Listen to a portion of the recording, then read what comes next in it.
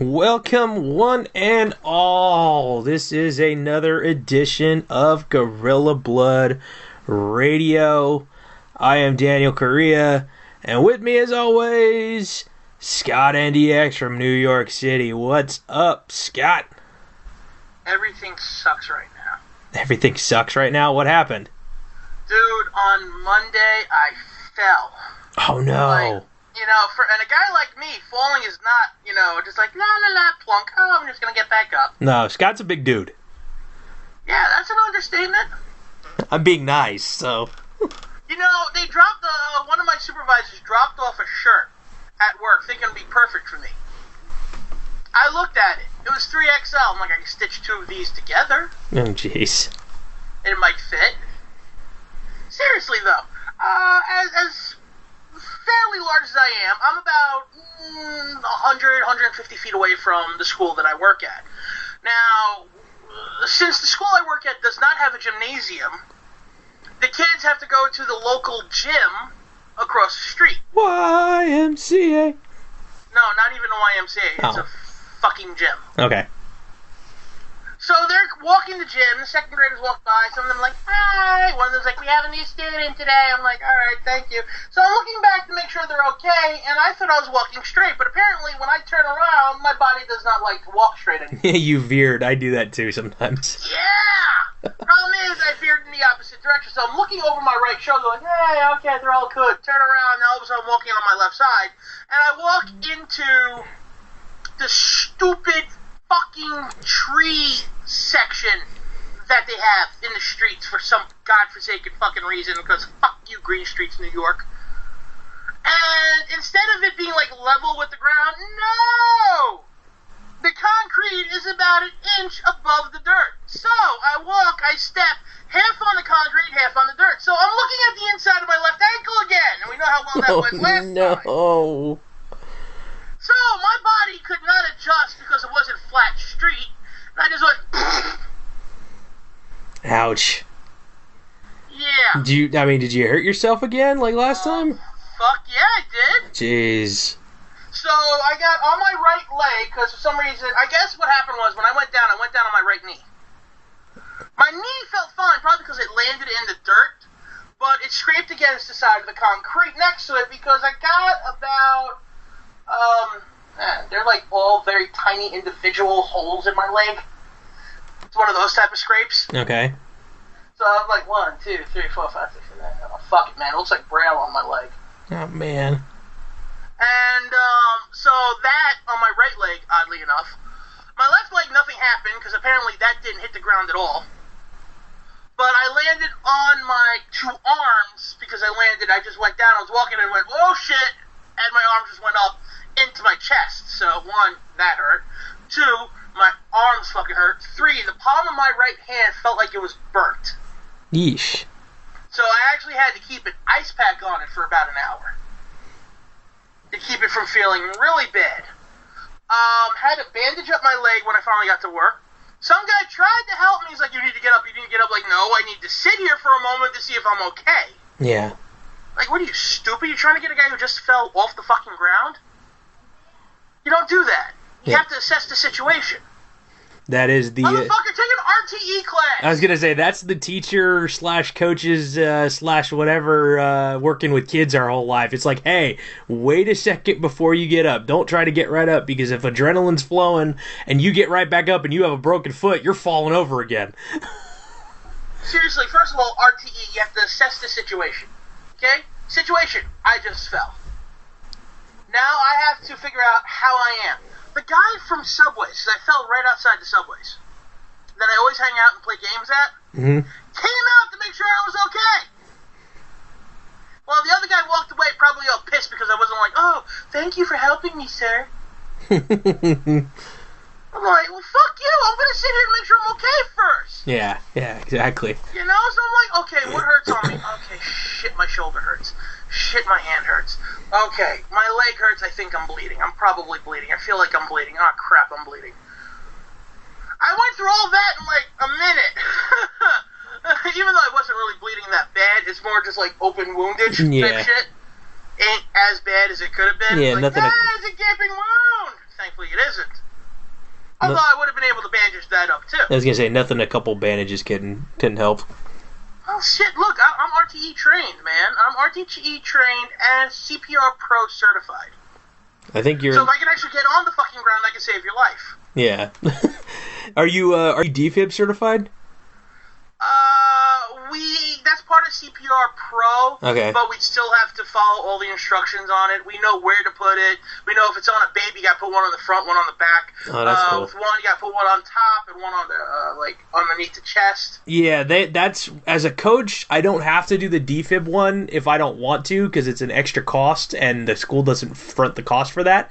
But the cool part is, we basically have an idiot-proof defib at our school, where it literally, as soon as you pull it off the wall, it basically tells you what to do with the exact thing, and then put it somewhere on where to put it on the chest or whatever like that. It basically tells you it's idiot-proof. And somebody will screw it up eventually, but still. Yeah, trust me, nothing's ever truly idiot-proof. But it basically talks you through it as you do it, which is kind of cool. It does. Then it has to be clear the area. Yeah. All right, everyone, stand the fuck back. Yeah. So. But you know how it goes. It's all right, assess the situation. How we did in the training, we had to look around with our hands up. Yeah. All right, put on gloves, because none of us had actual gloves to put on. Yeah. Yeah, that's the hard. And then it'd be okay, get to the person. Actually, you're supposed to check if the person is responsive first.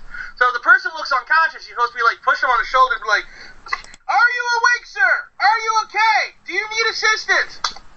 Yeah, because if they verbally can't, they're supposed to give you verbal approval of administering help. And then if they can't breathe, then you have to assume, yes, you can help. It's so funny. It's dude, come on, really? Some of the video, because you had to go to a physical, actual, place to do your training? Yes, I had to go to my home office. See, here in California, you don't have to physically go to a hospital. You can actually do your CPR training via the computer. What? I'm dead serious. That's how I have my CPR training, is through a computer. So what? They send you a CPR dummy to work on? No, you're doing this shit right? No, you basically have to watch these videos, and then you have to go through the motions on the video of the computer. And if you don't do it in the proper order, it restarts the whole thing, and you have to do it again. You have tests along the way. So it's it's literally a 2.5 hour course that you have to take, but it's all online. Fuck you. Dude, it's one of those things. Fuck you. No, fuck you. Seriously, fuck you. Because I took a 6-hour course and I spent most of it on my fucking knees. Oh, man. Did the school pay for it for you?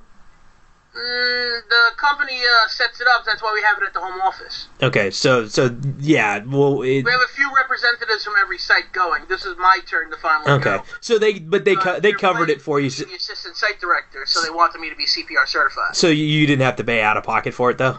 Hell no. Okay, see, I have to pay out of pocket. So if I wanted to be... California. No wonder why you're trying to get the fuck out of there. Yeah, exactly. So yeah, no, I had to pay out of pocket for it, and the cheapest online course is $30. And if I wanted to go to the actual physical ones, they do have those courses. It's maybe $10 more expensive, but they have them once every 3 weeks at the hospitals for the general public. So if the school doesn't provide, hey, we're bringing somebody in here, you can go to this workshop. No, they don't. They basically say, okay, well, you have to do this. Here's a list of the websites if you want to do it online, or here's the couple hospitals that do it. You have to check their schedules. Wow, that's just all kinds of fuck. Yeah, so, I mean, in all honesty, I'm CPR certified, but I've never actually physically had to try to do it on a dummy even, which is kind of sad when you think about it. I would not go to you for help. No, probably not. I'm just being honest with you. I would be Homer Simpson. Are you CPR certified? Yes. Have you actually done this before? No. Fuck you. Next. Yeah. No. I'd be one of those things where something would go wrong, and I'd be Homer Simpson. I'd be like, oh my god, oh my god, oh my god, oh my god. That would have been my boss today, because DOH came and visited. Uh-oh. And luckily I was in the office. I'm sitting there la la la la la, I got nothing better to do. Oh, hey, hi, what do you need? Okay, got that.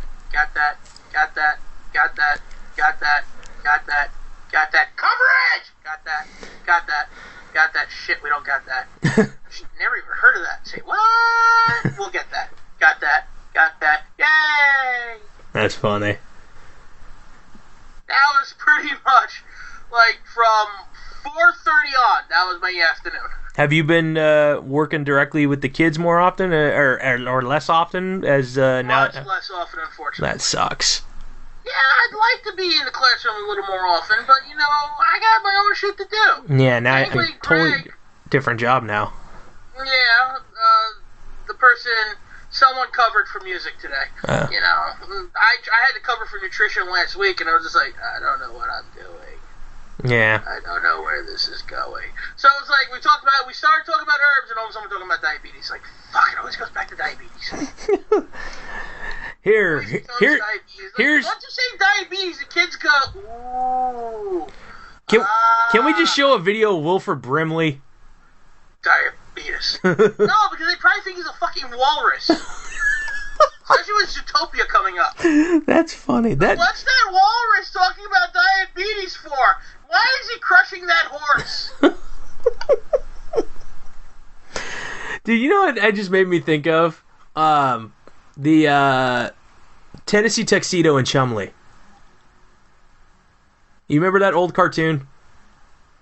No. Oh man, it was one of those ones that was like back in the day. The guy who played the Maxwell Smart on Get Smart played the voice of Tennessee Tuxedo. He was a penguin, and his best friend was a big dumb idiot walrus named Chumley. Now, if you've seen Pawn Stars and you see this character Chumley on the cartoon, you'll understand. Oh, I know that Chumley. You'll understand why Chumley is called Chumley. He's essentially the big dumb walrus from that cartoon. Oh shit! Looking this up, I have seen this at some point. I just don't really remember it. Yeah, that was would have been in the era of about the 70s, the late 60s. September 28th to 63 to September 3rd to 66. Yeah, so it's the 60s then. Okay, because yeah. Well, of course it's the 60s. Yeah. Shit. I already see one picture. You know, there's one episode called The Rainmakers, and Chumley's dressed as a fucking Indian. Oh gosh. They would not be able to get away with that these days. Not politically correct at all. God, man. I miss freaking cartoons honestly, one of my favorite cartoons of all time is The Wacky Racers. I own that. I own the series on DVD. And I didn't say that. Yeah, it's honestly one of my favorite cartoons. And Hanna Barbera was the shit back in the day. Yeah, it was. Hell yeah, it was. They had some of the greatest fucking cartoons, whether it was something as simple as Scooby-Doo. Yes, Scooby-Doo's a classic. Johnny Quest. Johnny Quest, but I'm talking about something as simple as like Huckleberry Hound. Yeah. Or something to the lines of Space Ghost and Thundar the Barbarian. Yeah, or shoot, even Quick Draw McGraw. Oh my god, man. Yeah, I mean Snagglepuss. El Kabong, dude. Yeah, Kabong! Yeah. Yeah, they had some good stuff back in the day, and even too they branched off of that too, and they did from the Wacky Races and the other stuff. They branched out and did Yogi Space Race, and they had the Hanna Barbera. Remember, Dick Dastardly and Muttley had their own show. They did for a while on their own too. Pit Stop. Yeah, she had her own, and yeah, they most of them had their own shows, and then they kind of pieced them together. But yeah, they had the Hanna Barbera. It was like the Laugh Olympics, where they had like all the villains were on one team, and then it was like all the crazy like bunch of like superhero characters on one team, and then they had more of the normal kind of characters all together on another team. So they had like Scooby-Doo was on the same team with God, what was the name of the group that it was like the same? It had a similar hippie kind of vibe to it with the Dune Buggy. Was it Speed Buggy? Was the name of the show? I think. Yes, it was Speed Buggy. Yeah, yeah. They did a crossover with Speed Buggy and that Jabberjaws at one point. Yeah, they probably did that too, and Josie and the Pussycats and stuff like that. Yeah. I'm on the Wikipedia right now, and I'm just looking at some of the stuff from the 70s. Sorry about the cough, everyone. It's all good. But I'm remembering some of these shows, and I remember just watching them on Boomerang or Cartoon Network before they even had Boomerang. Yes. Like when Cartoon Network was just old Hanna Barbera shows, Top Cat, Cartoon Network shows, and that was it. Yeah, Top Cat. Yeah. Harlem Globetrotters. Oh God, when they made Scooby Doo and stuff. Yes, and stuff like that. Josie and the Pussycats. I'm going to skip a few that I don't recognize, but the Pebbles and Bam Bam show. I do. This one was one of my favorite. Hell, it's the Hair Bear Bunch. Oh my God! And you know what? It was funny. I was at the school. I'm subbing right now for the leadership teacher. She does the student government, helps the kids organize all the activities for Spirit Week and stuff. And they have the Sadie Hawkins dance on the Friday, and the theme of the Sadie Hawkins dance is superheroes. And then it leads into Spirit Week, where the high school, Arroyo High School is my high school, and it's Arroyo High School becomes the villain.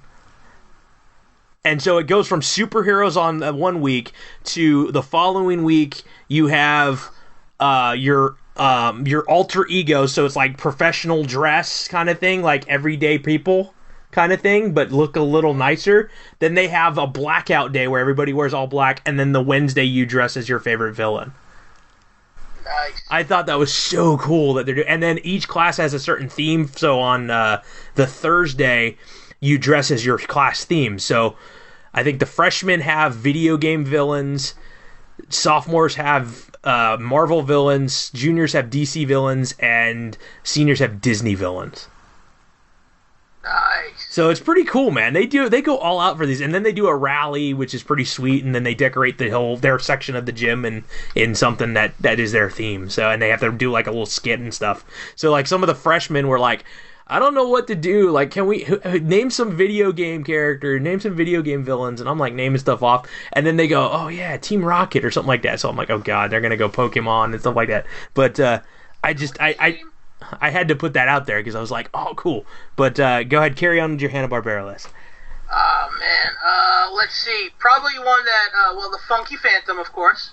Funky? Why don't I remember that? I don't know if you're going to remember this. Oh. The Amazing Chan and the Chan Clan. I do not remember that. But, again, sorry to cut you off. The reason why I said that whole thing is because somebody was asking about cartoon villains and things like that. And I brought up, they were talking about the, what's it called? The alter ego thing, and I brought up Hong Kong Phooey.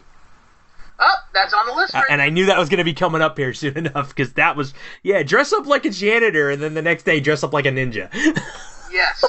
Hey, look, on here, one of the greatest shows ever, Super Friends. Yeah. C-Lab 2020. The new Scooby-Doo movies. Those were the ones where, a lot of the times they had the special guests. So, they had the Harlem Globetrotters, they had Laurel and Hardy, they had what is it? Batman and Robin. Yeah, they had Smart. Yeah, they had a bunch They of weren't even meeting actors at times. They actually met, they met the Addams Family. Yeah, that's kind of cool that they did stuff like that. Because the Addams Family had a crossover show at the time. Don Knotts was on it. Davy Jones. Oh my God. I mean, seriously. They had some straight up Sonny and Cher. Oh, jeez. That's the 70s for you. But still, yeah. People that even as a kid you go, oh, man, that is so cool. Yeah. See, I'm looking back and going like, oh, man, that is so cool. And the sad part, man, cartoons now kind of suck. It just... These are the shit that I grew up on. Mm-hmm. I love the fact that, we had... All right. Well, we're trying to get connection back, and I have a feeling that Scott's going to curse the second he comes back on air. So, give me a second. Let me get this back going again. You can hear the Skype calling back. Let me see. What's going on?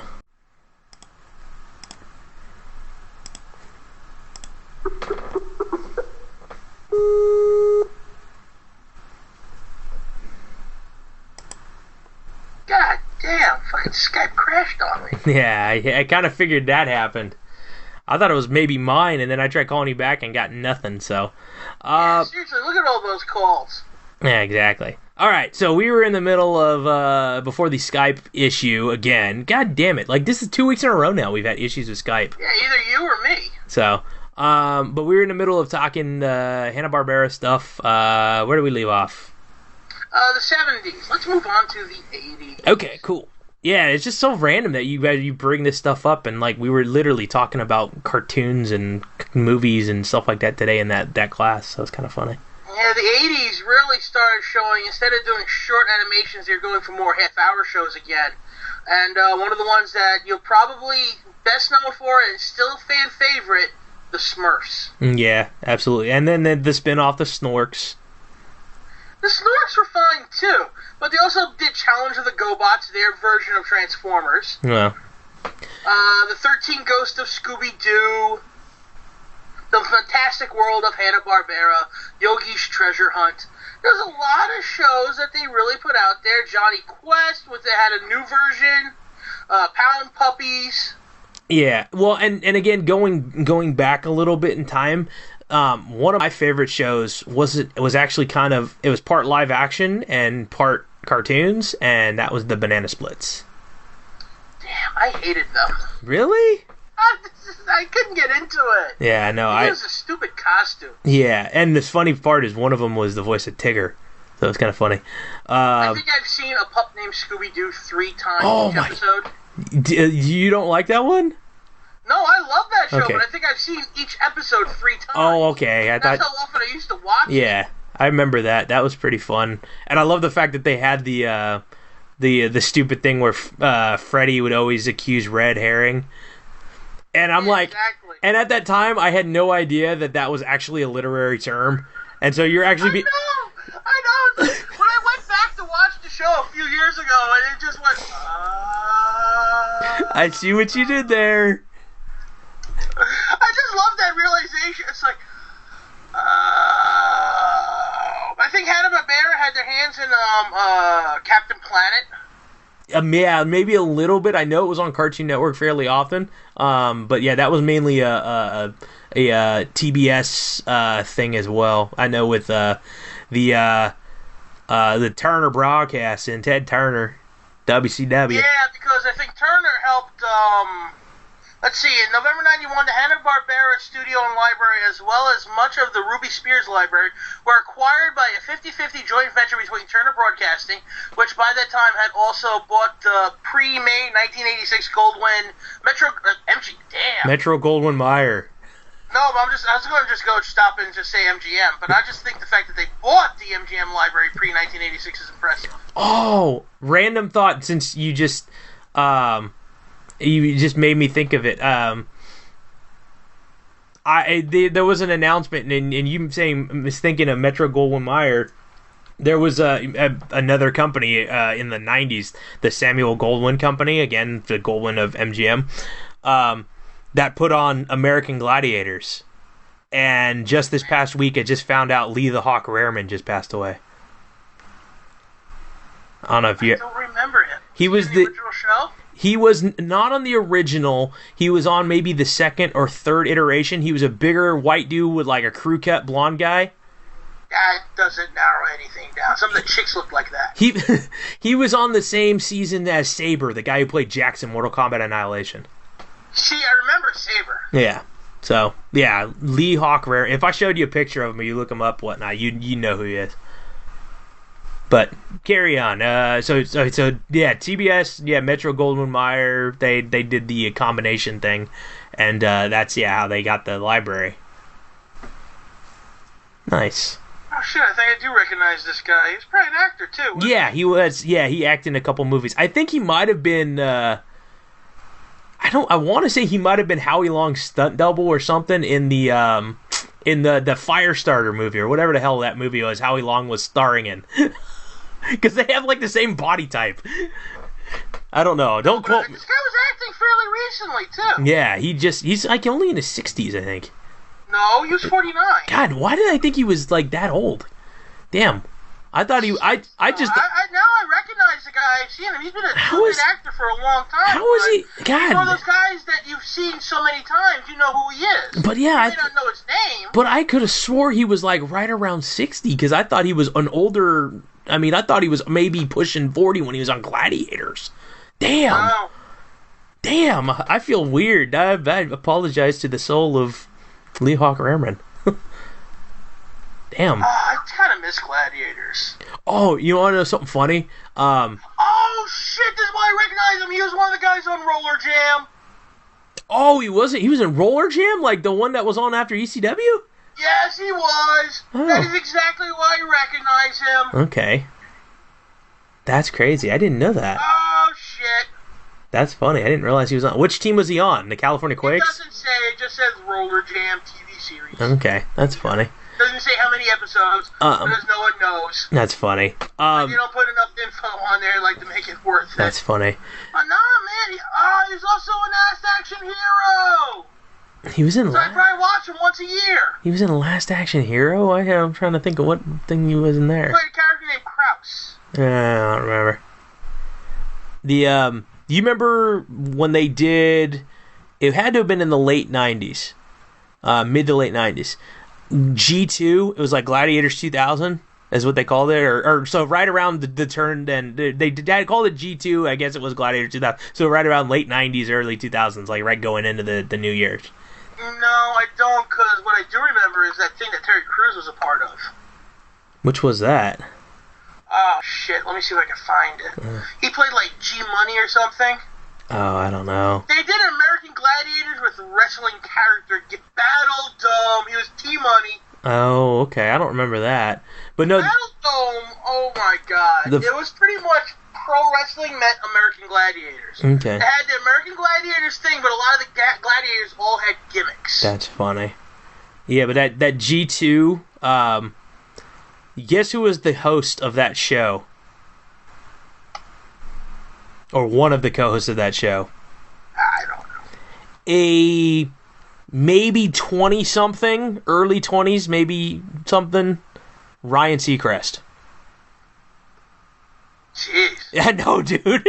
But it was fallen, right? Well, no, but it was one of those shows where, like, it was more for kids. They were trying to teach them about nutrition and health and exercise. And the Gladiators... Yeah, it was called Guts. Yeah, well, that was another one that they did. That's another one on Nickelodeon. There you have it, Guts. More quirk. But, okay. Michael Malley's only show that never got canceled. Basically. After the first season. Yeah, get the picture he was on, too. That was that one. Oh, good. He did a few. I think he also did Finders Keepers. Yeah, he might have done that one, too. That was on the same set of Legends of the Hidden Temple, too, which... Yeah. I heard a rumor that's going to make a slight comeback in some Nickelodeon movie. They're going to do, like, a little... OMAC? Yeah, the Olmec thing is gonna, at least something. They talked about it. It's supposed to be some sort of, I don't know if it's a live action combination cartoon with, like, they're gonna bring back a little bit of Hey Arnold. They're supposed to bring back a little bit of Legends of the Hidden Temple, all in like one big, all-encompassing Nickelodeon movie. I'd probably watch the shit out of that. I probably would too. But the let me just point out, I'm surprised you don't remember Biodome. They had a crossover with WCW. Biodome did? I mean, not Biodome, Battle Dome. Oh, Battle Dome would be so much better. Now, that would be fucking hilarious. Pauly Shore getting the shit beat out of him. Dude, you're killing my buzz. But no, they actually, they did a, okay, here's the blurb, because I'm on the Battle Dome Wikipedia page. In fall of 2000, the stars of Battle Dome and WCW began a brief cross-promotional feud. This is why I don't read shit out loud ever. It kicked off when WCW wrestlers disrupted a Battle Dome taping. In retaliation, on the November 6th edition of Monday Nitro, T-Money, Kuda, T-Money is, as we know, Terry Crews. Yeah, who's Kuda? That name kind of sounds... It doesn't say. We could probably go up and find... I'll take a look to see if I can find some names for you guys in a few afterwards. See if we get like a cast of characters and whatnot. But, Mike Odell, who's actually the husband of WCW star Madeja. Who? Yeah, Yeah, I recognize the name, but I probably couldn't put a face to it. DOA, who's Chad Bannon, and Bubba King began heckling in the audience as DDP spoke to the Chicago crowd. Rick Steiner, Ernest Miller, and Buff Bagwell came to Page's aid before security ended the physical dispute. The feud between these men continued as far as November 20th, mere months before the buyout of WCW by the WWF. Nice. Yeah. Let's see. Some of the things they had. Battle Wheel. Okay. Battle Wheel? A battle wheel was a large rotating platform. It was essentially like a giant steel can made out of cage. Okay. And it had holes in it. And the whole point was to, I think, get the warrior out of the battle wheel before they knocked you out. Interesting. Yeah. So if you got that, you got points. It was all point-based. Jake Fury's the guy who normally did it, but Jake Fury suffered a nasty ankle injury on the battle... No! Battle Wheel something... Wait, is this... Nope, I'm thinking of something else when I'm talking about that rolling wall. Mm-hmm. That rolling thing. That might be... Yep, that's called roller cage. Okay. Interesting. But that's what roller cage was. Battle Wheel was essentially a giant spinning cone with two guys on it. One on the bottom, one on top. Jake Fury broke his ankle to the point where it was hanging sideways. Oh, gosh.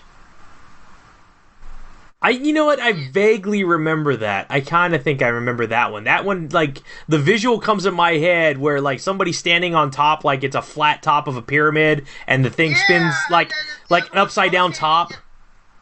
You know, he's waiting on top, and the other one's rotating on the bottom, trying to throw the guy off. They got, like, 2 minutes to throw all of them off, if they can, or something like that. Yeah, I vaguely remember something like that. You know what? I remember another show, I think it was called, like, Blade Runners or Blade Masters or something like that. It was like a roller blade version of American Gladiators. They had something like that, too, where, like, they had to go through, like, they had their own version of the Eliminator, which is, like, a giant obstacle course where they had to, like, go on ramps and jump gaps and climb upstairs while on rollerblades and then go down another flight of stairs on those said rollerblades. And they, like, it was, like, they would race, they would have stuff where it was, like, basically two guys going and they had to, like, basically plow into each other in order to grab something in the middle, kind of like how you would if you were playing dodgeball or something like that. Yeah, or they would do kind of like how you actually saw in Roller Jam, where you had to go through a course and then, like, jump up and throw something through a hoop. Or not Roller Jam, Roller Ball, the movie, sorry. That was a good movie. Yeah, Paul Heyman. The remake, rather. The original. You know, the original is a good movie, too. It's a very long, very 1970s sci-fi movie, so a lot of talking happens. You know, it's like, oh, wow, set pieces. They're amazing. Yeah, still in there. Jeez Louise. A lot of 70s films have a lot of just, ooh, pretty long scenes in them, you know? I mean, Logan's Run is fantastic, but every once in a while you just want to go, hurry up, hurry up, hurry up, hurry up, please. Anyway. Yeah, and you know what? It's funny. Somebody actually, I'm one of the groups I'm part of on Facebook. It's called the Astonishing School for Gifted Nerds. Of all things. But people post things all the time and said, hey, remember this? And one of them that came up was a picture of all the guys from WMAC Masters. That's another show. Oh my god. You know how stupid I was as a kid? I thought that shit was real. I did too. Until one moment. Uh-oh. One moment ruined it for me. I don't know if you remember this moment. They're fighting in the train station. I think it was the guy who had the yin-yang eye because he lost his vision in his eye and they were about ready to kick him out. Okay. Said he wore a patch and he fought with the eye. Okay. And the guy that played the machine. Hakeem Austin, who was in Mortal Kombat. Yeah, exactly. Yeah. Dude, it's like, I remember, oh my god, it's a machine. Oh shit, they killed the machine. Yeah. Anyway, the machine is fighting, and he's fighting one of the little, putties that they had as characters. The little kabuki guys, yeah. Yeah, so they're fighting in the subway, and they're back to back. Then all of a sudden he picks up I remember them doing that shit all the time. And all of a sudden, the arms and the legs just flail about in ways body parts don't do. And I was just like, oh, fudge. This is not real. I'm sad now. Yeah, no, that was funny. I watched it every time it was on. I can't remember. The mystique was gone a little. Yeah, I honestly, I remember the Machine. I remember Tsunami, which is, he was like the youngest guy on the roster. Bootleg Bruce Lee of the group? Yeah, they had one guy who was, like a bootleg Bruce Lee. They had another guy who looked like a wizard.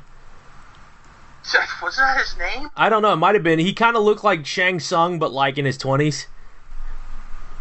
But he was, he kind of was like dressed in like a wizard robe all the time. You can watch it on YouTube right now. Yeah, which is funny. Yeah, it's on there. So, let's see. And it was filmed in Universal Studios in Orlando. All right, before we get back there, I just want to talk about some of the. Oh man.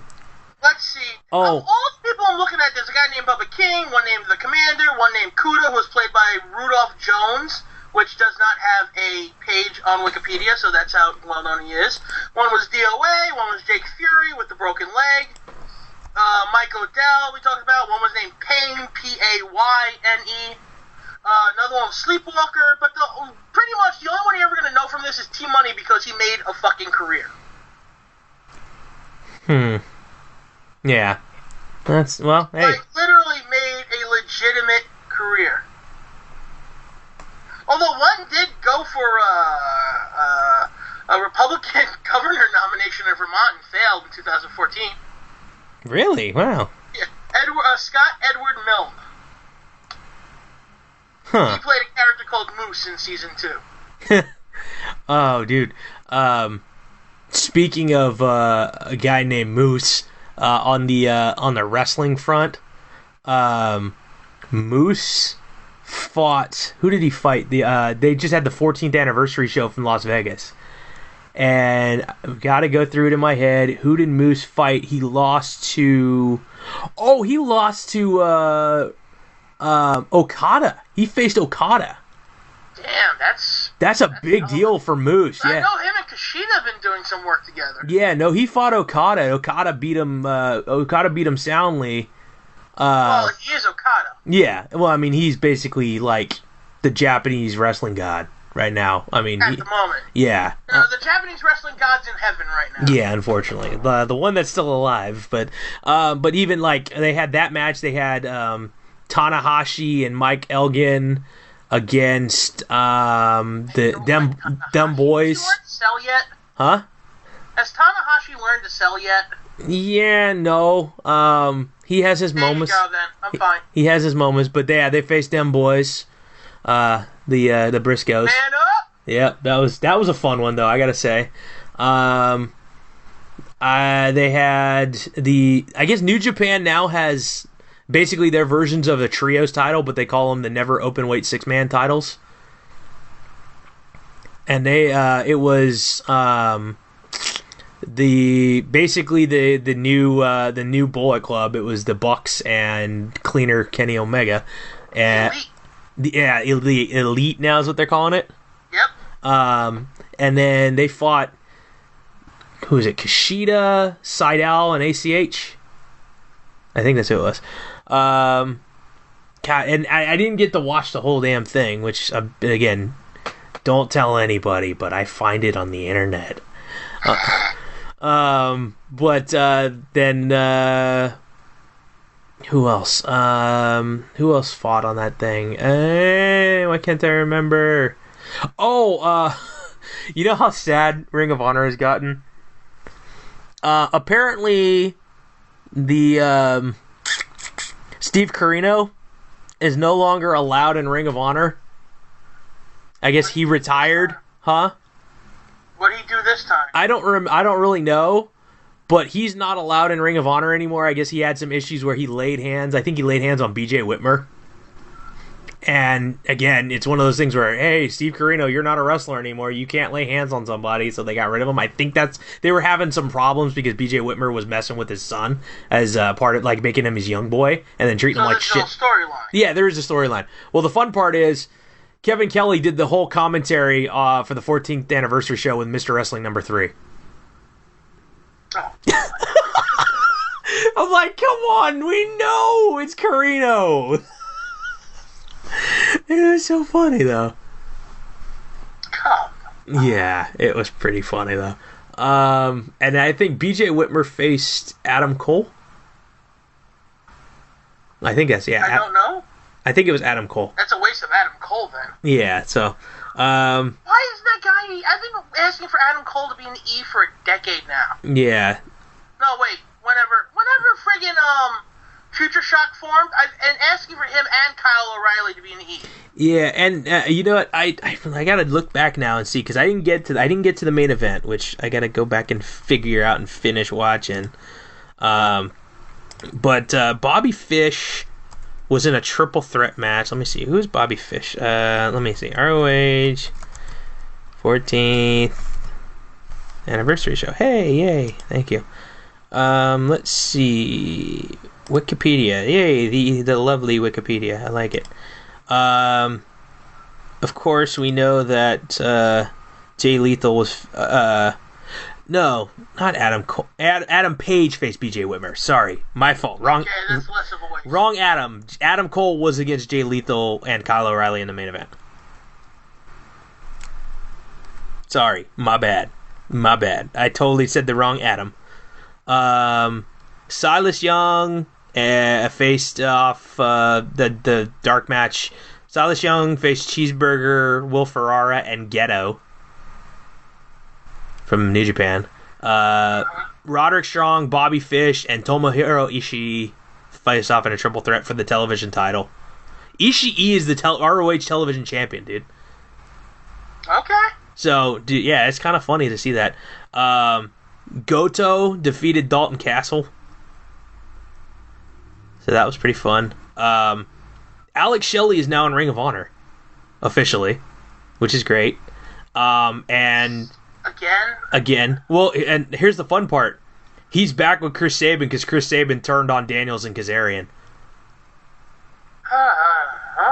So that's... So again, we go back to something that hasn't been already played out before. You know, I get issues with certain stuff like that. Yeah. You know, as much as I like the Motor City... Well, I didn't actually really like the Motor City Machine Guns, but I think you can do better than being just the Motor City Machine Guns again. Yeah. I mean, Shelley is... I mean, he's been ready for WWE for a while, too. It's unfortunate. The longest time. Put he and freaking Kushida together again, and then put him in the E. It's golden. Oh, I know. We'd watch the hell out of it. Yeah. Let's see. We got... the All Night Express competed against War Machine. It's just so funny to see All Night Express together again officially after Rhett Titus had to do that stupid gimmick with the mask. Oh my god, dude. I'm surprised they brought Kenny King back after the way he fucked them. Yeah, going to TNA and stuff. But, dude... You know what? ROH has no self-respect. Yeah, someone messes with them and they... Hey, we'll take you back. We'll let you go as long as you're putting on good matches. I don't care. That's what it's really come down to. It's like, we're desperate. Yeah. But, dude, War Machine, Hanson and Rowe, dude, they're the tag team champions now. They won. They were the champions going... They were the champions going into the match. So somehow, some way, they beat the tag team champions, which I don't know who they were. I think... I'm trying to remember who, if the Briscoes won them back, or who had them beforehand. Or no, you know what? That team got what they deserve. You know what? I do know who had them beforehand. It would have been, it had to have either been Red Dragon or the Kingdom, which is Mike Bennett and Matt Taven. It had to have been one of those two teams. Wasn't it the Kingdom? It might have been the Kingdom, because Adam Cole was with them for a while too. And then again, the main event, Kyle O'Reilly, Adam Cole, and then Jay Lethal defended. And you can guess who won that one? Jay Lethal? Yep. He's still champ. Yep. Truth Martini. All three of those guys, you know where they belong, right? Oh yeah, absolutely. And yeah, Truth Underground. Truth Martini, honestly, right now is the best manager in wrestling. Because there's so many of them? Yeah, I know. It's a very short list right now, but I mean, he's doing his thing, and dude, gotta admit now, especially, I mean, have you seen Taylor Hendricks lately? I have not. Oh my god, dude. Whoo, that woman. She is gorgeous. Gorgeous. I mean, she wasn't bad looking beforehand, but now, like, she's every single night almost in an evening gown. Whew. She is one good looking woman. So, and then they did 2 nights. One was the main pay-per-view thing, and then they did a TV taping. So that's not too bad. I don't know why in the hell they just keep perpetrating this Dalton Castle, Silas Young thing. They just keep going with it. Why does Silas Young still have a job? I don't know. He literally looks like the poor man's Jake the Snake Roberts. Like remember, Jake Roberts and Hawk from the Legion of Doom had a kid. And then they shrunk him in the laundry. I like that. That's funny. We already spoke about this. Yeah. Oh, dude, you know what I happened to see? I was just perusing YouTube for a while there, and I'm like, you know what? I want to see stuff of, like, Dalton Castle from before, like, and I saw a couple of matches, and whatever. Did you realize that Dalton Castle appeared on a One Night Only TNA special? Yes. I had no idea. And he came out with 2 women instead of 2 boys. Yeah. I was like, that is weird now to see and I'm like, oh, that is not Dalton Castle. That is his cheap clone. Yeah, dude, he's such a funny-ass character, dude. Let's see. Kenny shit! Timok was in an episode of WMEC Masters. Who was? Timok. Who's Timok? Oh my god, did you never see Barry Gordy's The Last Dragon? Apparently not. I will fucking fight you. Apparently I need some... Leroy Green. Okay. Who the master?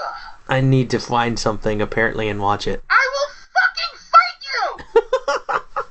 Oh my god, I am about ready to buy the Blu-ray just so I can send you my copy of the DVD.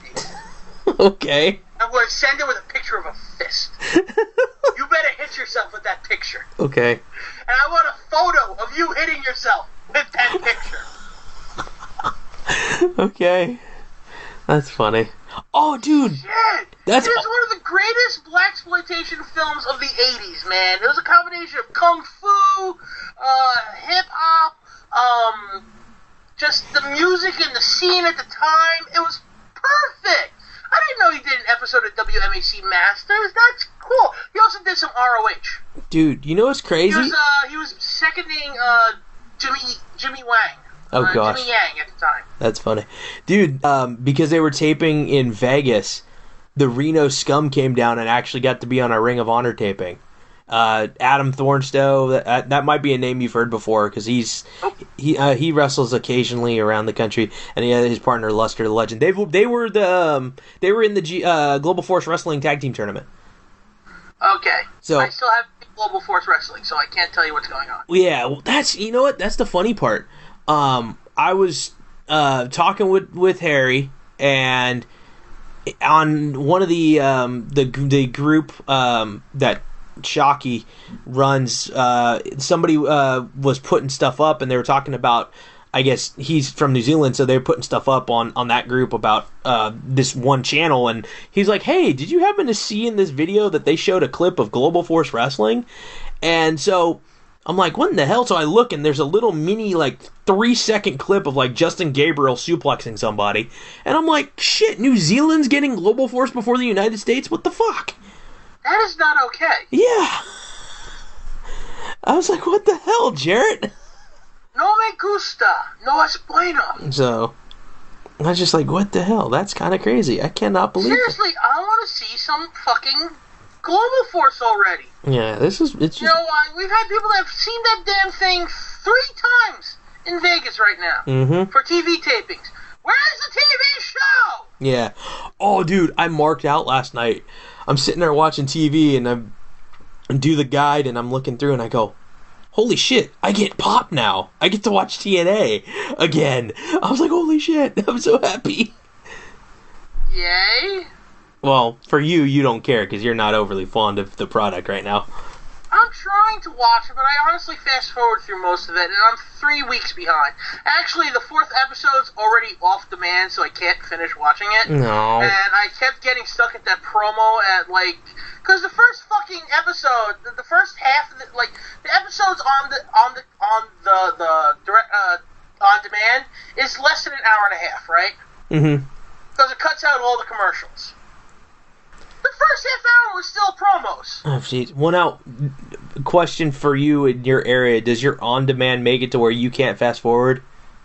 Certain shows. Most shows. Dude, that... Pop doesn't have that problem, so I literally fast forward through most of TNA. Because that drives me nuts when they say, well, you can't fast forward. Well, if I can't fast forward, how come I can rewind? I know, right? It's like, if I'm going to watch it, let me pause, and that's it. Don't let me rewind, don't let me fast forward. Or something like that. But to me, I don't like that. Like, if I watched a show, and I watched 15 minutes of it, and I got a phone call, and I'm on the phone, and I go back to it, it kicks out of it and goes back to regular TV after a certain amount of time. And then I can't fast forward to where I just was? That's bullshit. So it doesn't start off where you were? No. Sometimes it doesn't. Sometimes it does. It just depends on how long it was sitting there for. If it's sitting there and it does the screensaver thing, it'll go back to right where it was. But if it's like, if I'm on a phone call with you for an hour, it'll kick back to regular TV and not be in that screensaver anymore. Well, then don't talk to me for an hour when you're watching something on demand. Tell me you call me back. Okay. I'll make sure I do that next time. There you go. Oh, man. So, I gotta ask, you finally see Deadpool? Yes. Wow. Oh, God, yes. What'd you think? I was laughing my ass off about 3 seconds into the whole movie. Yeah, the opening credits? Yeah. Dude, that was hilarious. That alone. Yeah, for those I'd be like, okay, I'm good, I'm going home. Yeah, for those of you who didn't see Deadpool, what the hell is wrong with you?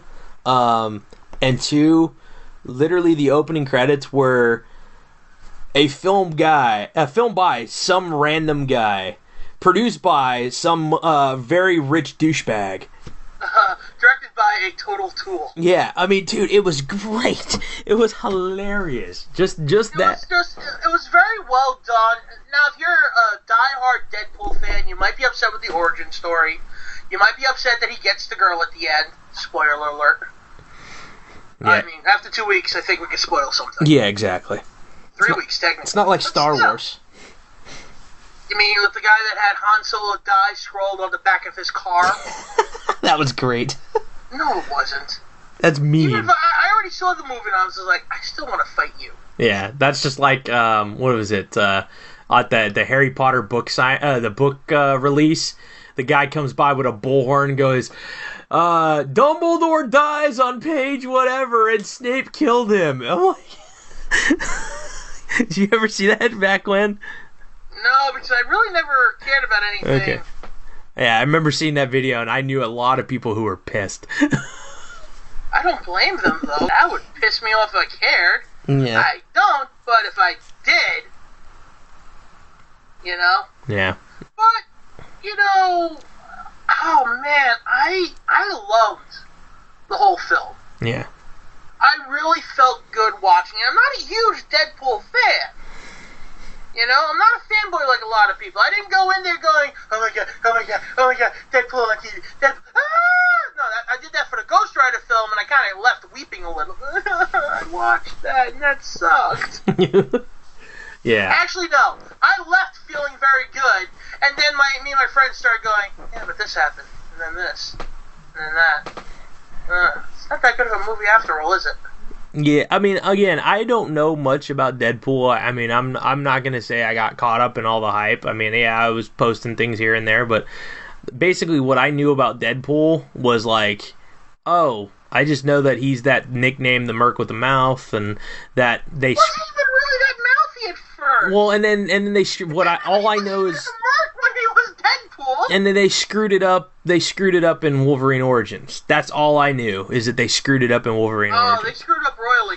But, you know, Days of Future Past pretty much allowed them to fix anything they wanted. True. That's true. Hey, look, guys, new timeline! Yay! So, but yeah, no, I liked it. I thought it was really. I loved it. It was a really fun movie, man. I mean, again, I will never understand why people bring children to movies sometimes. They're rated R. Yeah, exactly. I mean, it was like a 12-year-old kid in the theater, and I'm like, really? Well, Ryan Reynolds gets butt fucked. Yeah, it's ridiculous. Yeah. There was the whole, like, basically that whole 5 minutes in the very beginning of the movie where it was just like, hey, happy whatever, and they're just basically screwing every single day of the year.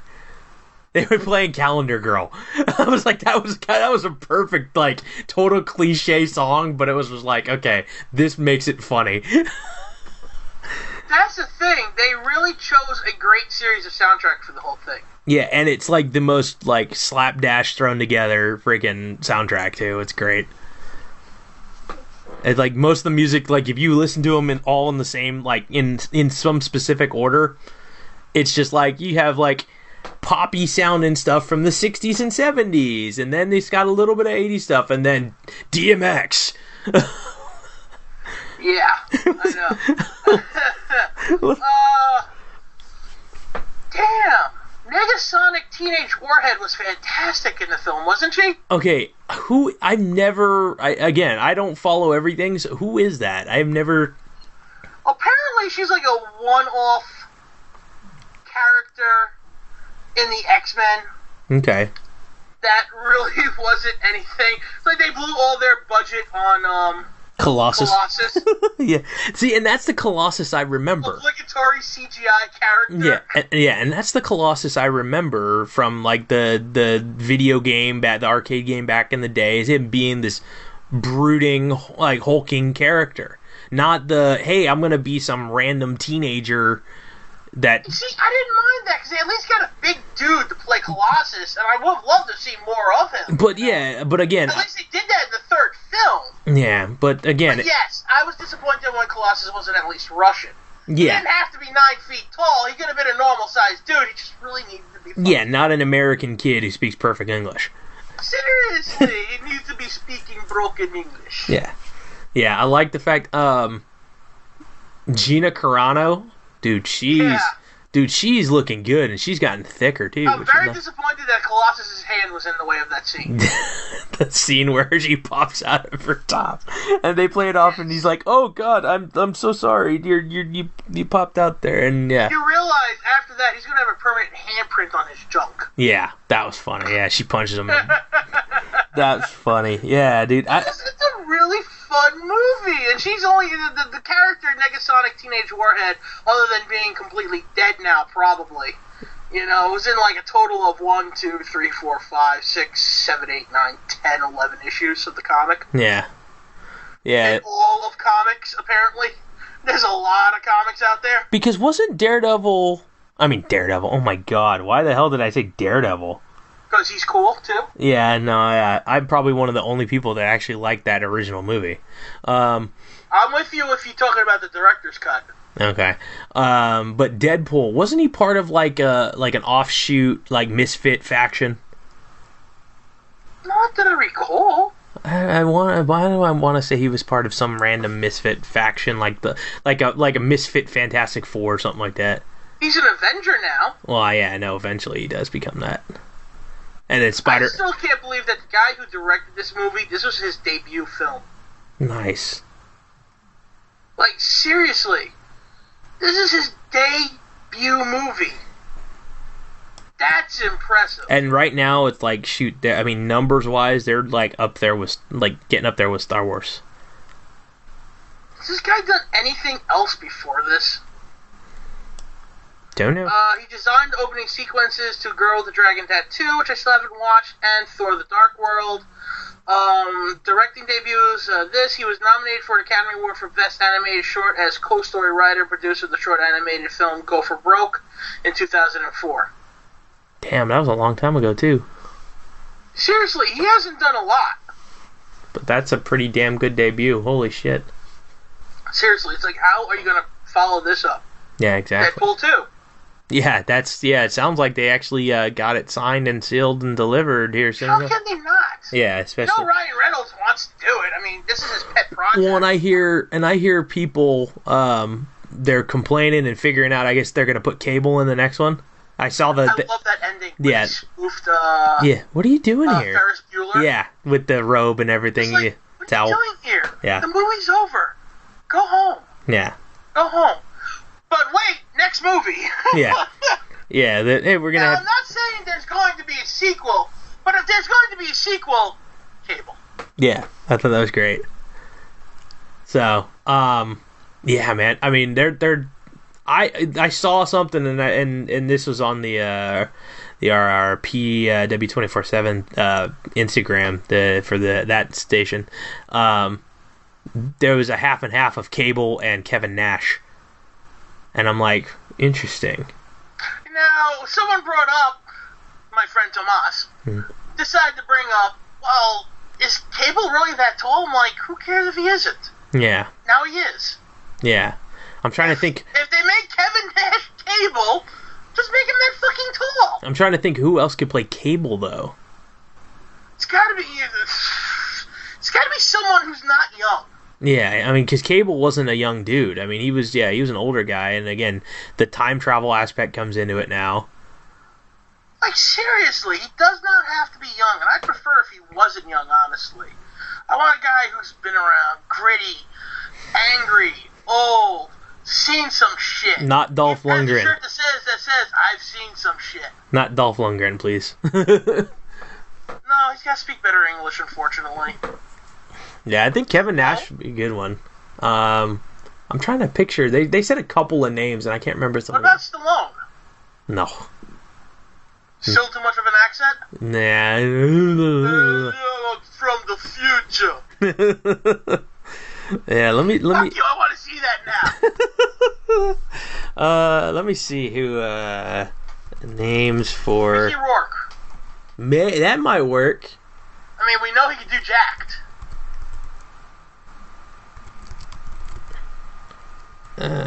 Names for Cable actor Deadpool. Let's see. I'm looking it up right now. Who would? Oh, Perlman. Jesus Christ. Yeah, that would be the guy who played Hellboy. And one of the vampires in Blade 2. Yeah. Oh, dude, you know what's funny? I totally now.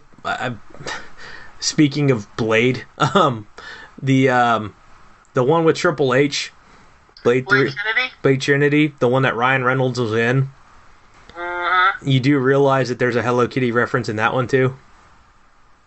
No, I do not. Oh my God, no! There's a Ryan Reynolds got captured in that one, and Triple H is literally trying to beat the information out of him, and the woman, I can't remember the woman's name, who's interrogating him while Triple H beats the crap out of him. Being played by Parker Posey, though. Okay. She looked hot with facts. I'm just saying, she looked hot with facts. But so what happened?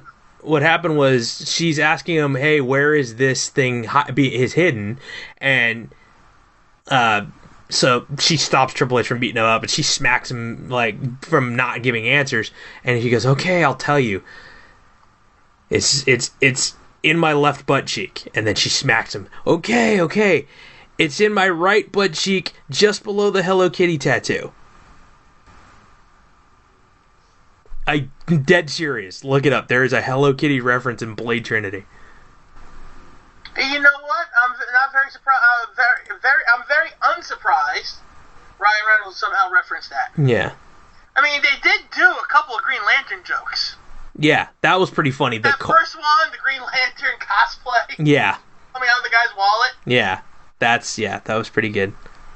Yeah, they have some funny one, dude. Yeah, it's in general. It was more about being fun and having a good time than it was about making a great movie, and it was still a pretty damn good movie in the grand. The best part was it didn't go too over the top and just make them just this internet, factory of spewing out memes and shit. Yeah. Which a lot of people were afraid of. Yeah, and the breaking the fourth wall, I mean, didn't feel off either. I mean, it was like you knew that character did that.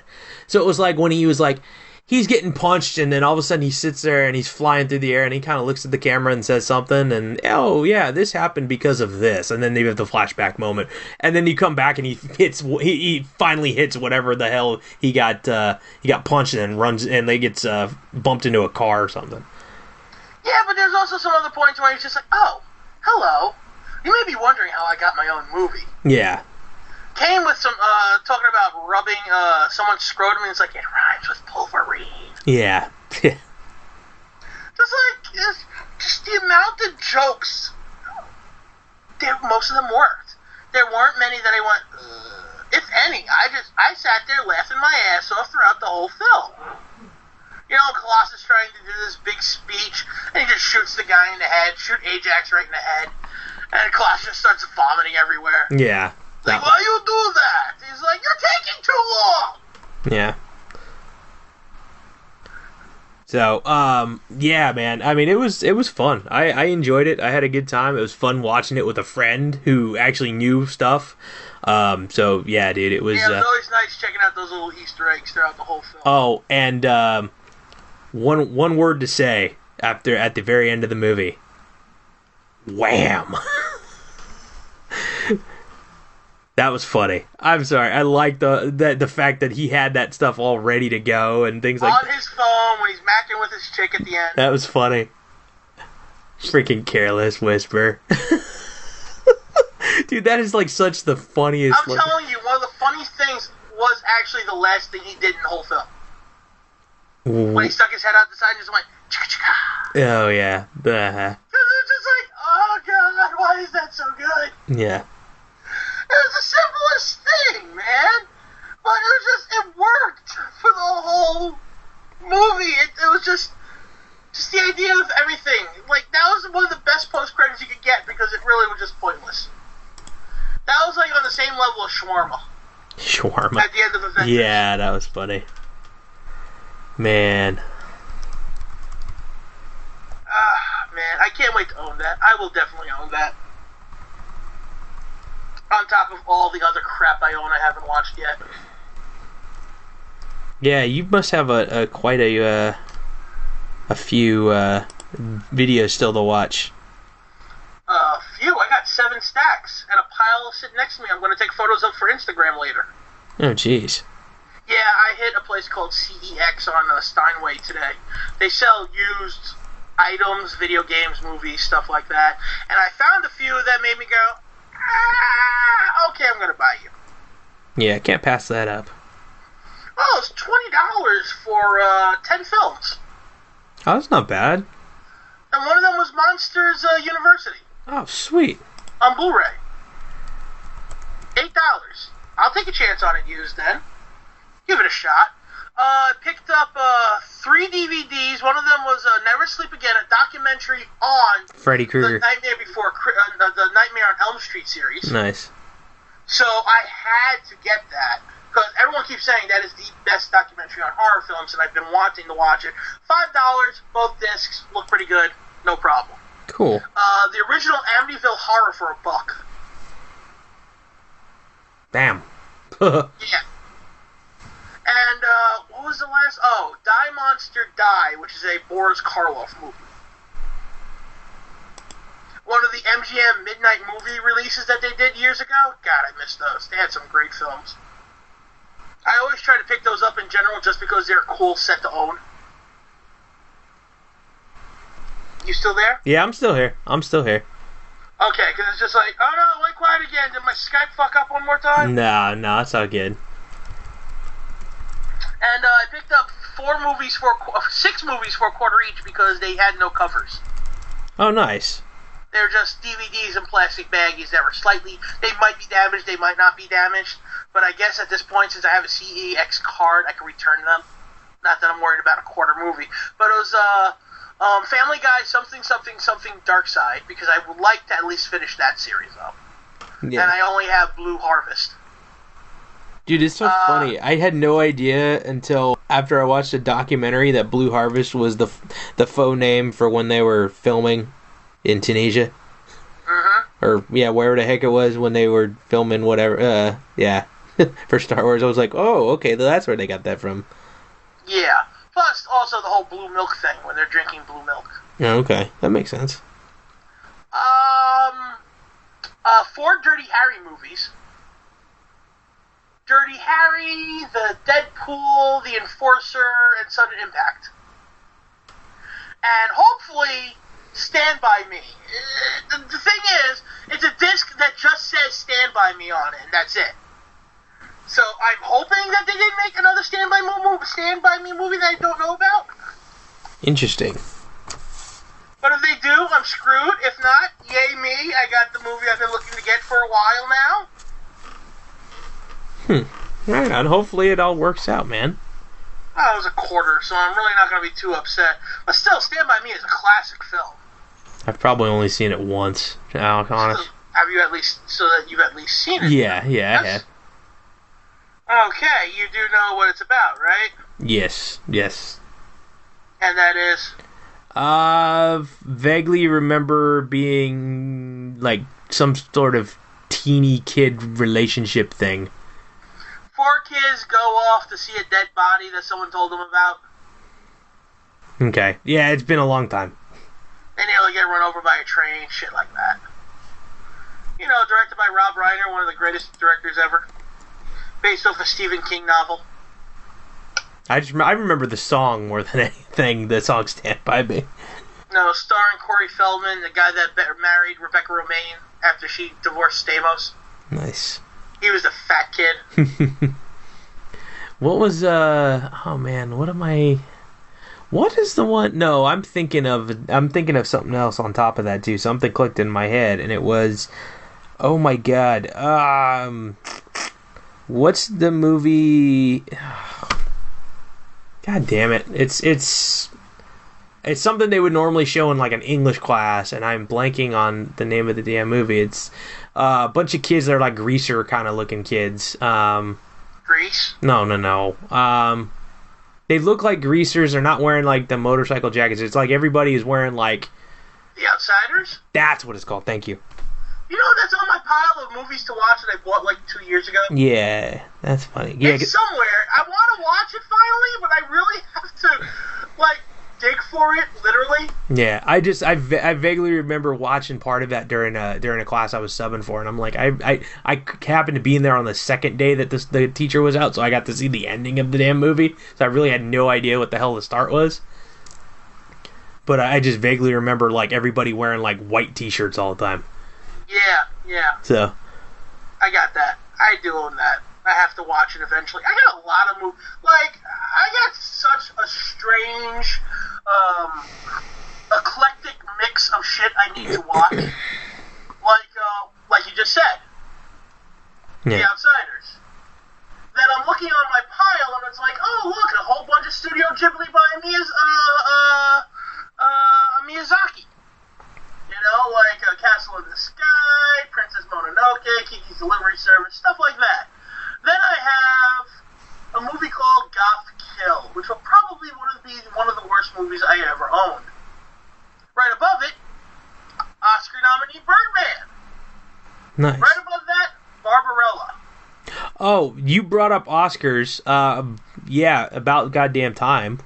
Freaking DiCaprio. Sorry, I don't think DiCaprio's that great of an actor. Yes, he's good. He's done some great films. Well, I've never saw him as an actor that's just, you know... Here's the thing. I think it's funny that he won an Oscar for a movie that was probably one of his worst in the last 15 years. I haven't seen it yet. I really want to. Everyone seems to like it, though. Well, if you should have won for anything, you should have won for The Departed. Well, see, again, most of the time, I don't see any movies that win Academy Awards. I probably have never seen. Most of them I haven't seen, just because they always give it to the ritzy movies that the common people don't want to watch. Like when what's his name, Adrian Brody won for The Pianist. That was a good movie. I never saw it. You want to know what I remember Adrian Brody from? He was freaking Hammerlink from Angels in the Outfield.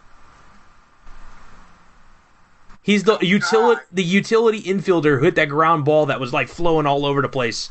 Yeah. Oh, God. That's where I remember Adrian Brody from. Not The Pianist. I've never saw The Pianist, but you should watch it though. It's a good movie. The only thing I remember from The Pianist was him winning the award and macking on Halle Berry. She gave him the award. See, I'm telling you, I'm looking at the list here for the 79th annual Oscar Awards that took place in 2007. That was for The Departed, right? Yeah, he should have won. Departed won Best Picture and Best Director. But he didn't win in that one. No, he lost to Forrest Whitaker in The Last King of Scotland. Another movie I didn't see. Let me tell you something. I have seen that. I own it, and I fucking love it. I still think DiCaprio was a little better than him. Problem was, he wasn't even nominated for The Departed. Yeah. He was nominated for Blood Diamond. Oh, gosh. You already lost me there. Helen Mirren won for The Queen, which is also sitting on my pile of movies that I need to watch. It's still sealed, actually. Got it for the Salvation Army, $2, brand new. That's funny. Eddie Murphy should have won for Best Supporting Actor. I never even seen Dreamgirls, and it's just... Wahlberg was pretty good, and, man, I'm just... See, this is what I don't care about. I don't care about those award shows because most award shows. Well, because in all honesty, if there was award shows that were given to like legit movies, like done by people like you and me, Deadpool and Star Wars would win awards. Star Wars should. I hope Star Wars won some stuff. They probably won for sound and special effects or some crap. It's better. Well, that or Mad Max, because those were just glorious fucking films. Well, Mad Max won like 6, I think. Ooh, let me go check the 2016 Academy Awards. Yeah, I want to say they won like six awards or something like that. Most of them were for sound and graphics. Of course, I didn't expect it to win Movie of the Year, unfortunately. Yeah, I don't know what won Movie of the Year. If Mad Max, I would have written that off as winning absolutely nothing because it's not a hoity-toity film. It's a mainstream film. Yeah, it wasn't a film that basically showed it in limited release or at the Cannes Film Festival or something. Yeah, but look, if you look at the list of the, first of all, they did, once they extended it to 10 movies, they started adding, like, animated features and shit like that. Now it's pretty cool. This year, they still only nominated 8 movies. 3 of them were mainstream films. One was Spotlight, it's a semi-mainstream film. It's not really indie. The Big Short, semi-mainstream. Bridge of Spies, you can't get any more mainstream than Tom Hanks and Steven Spielberg together. Okay. Brooklyn, not very mainstream, but a popular film amongst, hoity-toity types like my aunt. Mad Max. I don't like quoting Rotten Tomatoes because, Rotten Tomatoes is shit, but 98% of all critics love that movie. Yeah. Holy shit. Hey, The Martian, my bad, 4. Half the movies are mainstream. The Martian is one of the fucking mainstream films you get out there. Your boys in the Hateful Eight won an award for Best Original Music Score. Oh, well, it's because it was Ennio Morricone, yeah. The guy who is known for doing spaghetti western themes. Mm-hmm. I mean, Yeah. It's all him, dude. Yeah. Mad Max. Also, The Revenant, mainstream as hell. And The Room. That one I don't know about at all. Yeah. Anyway, Spotlight won. I've heard it's very good. Best Director, The Revenant won. I was kind of hoping George Miller would have won because Fury Road was just so good. Best Actor, DiCaprio against Bryan Cranston, Matt Damon, which I heard he was good, but he didn't really need it. Michael Fassbender as Steve Jobs, which I heard was not as good as it could have been. And Eddie Redmayne as the Danish girl who became a dude who became a chick. Interesting. Still want to see that eventually, though.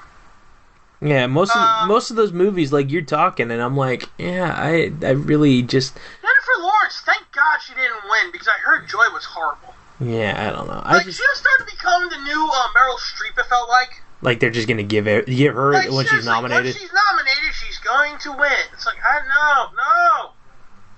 no, thank you. Yeah, apparently there was a documentary on Amy Winehouse that won an award. Yes, because we need to glorify a freaking drug addict and alcoholic who's dead. No shock, Inside Out won Best Animated Feature. Now, even though I haven't seen it yet, I actually would have gone with Anomalisa because it's actually it's a stop-motion film for adults. Nice. Now, here in New York, right across the street from where I work, is the Museum of the Moving Image. And they had 2 sets from that film that was used. Nice. And it's amazing because one set was used for literally 30 seconds and it's 8 feet long. 30 seconds of film. That's all it was used for. It's one of the most detailed sets you can ever see, man. That's pretty cool. It was quite astounding to walk in and see something like that. So the idea that this movie could have won but didn't win kind of upsets me. Let's see. Okay, come on. Best documentary. Best live action short film. Stutterer. Best action. Best live. Where the hell? Okay, Ennio Morricone. What a shock, right? I knew that was gonna win. Hateful Eight was just such a good friggin' theme. Let's see. Best sound mixing. Mad Max. Best sound editing. Mad Max. Best production design. Mad Max. Best makeup and hairstyling, Mad Max. Best costume design, Mad Max. Best film editing, Mad Max. Okay, so won only on technical merit, but those are some impressive technical merits to win on. Yeah, they had a good sound foundation, obviously, in that film. Well, you know what? George Miller is really on top of his game. Do you have El Rey Network? I do not, unfortunately. Well, on El Rey Network is a fantastic show called In the Director's Chair. Okay. It's essentially Robert Rodriguez talking to other directors and fanboying out over it. Nice. Now, of course, the first one was done with Quentin Tarantino because, it's Quentin Tarantino. They're bros. And he did 2 episodes. But he's also interviewed Wes Craven, John Carpenter, George Miller. And I watched all these episodes, Guillermo del Toro. And it's fantastic to hear just short snippets. It's like a shoot interview for directors, man. Nice. They talk about certain movies. They'll talk either for a few minutes about them or a short moment about them. And they just give some really impressive insight about some of the work that they've done. And it's amazing to hear how some of these guys think. And George Miller, a guy most people probably never even heard of, has done some really amazing films. Not just all 4 Mad Max films, but he's also the director of the 2 Happy Feet films. Really? Huh. Do you see the friggin' range? Yeah, absolutely. Right? That's kind of strange. Now, also, best visual effects. Now, I have not seen Ex Machina, but I am not at all surprised, only because Ex Machina is a CGI glory fest because, the main character is a robot chick. Yeah, and it has weird sexual innuendos and tension in it like crazy from what I hear. Yeah, also, one of the guys that designed most of the characters in it is an illustrator named Jacques, who's known for doing Batman, The Black Mirror, and The Losers comic books. Nice. Yeah, it's pretty well known. Let's see, what has George Miller done? Because I just want to show, the range. All right, so we have Mad Max, The Chain Reaction, which I have not seen.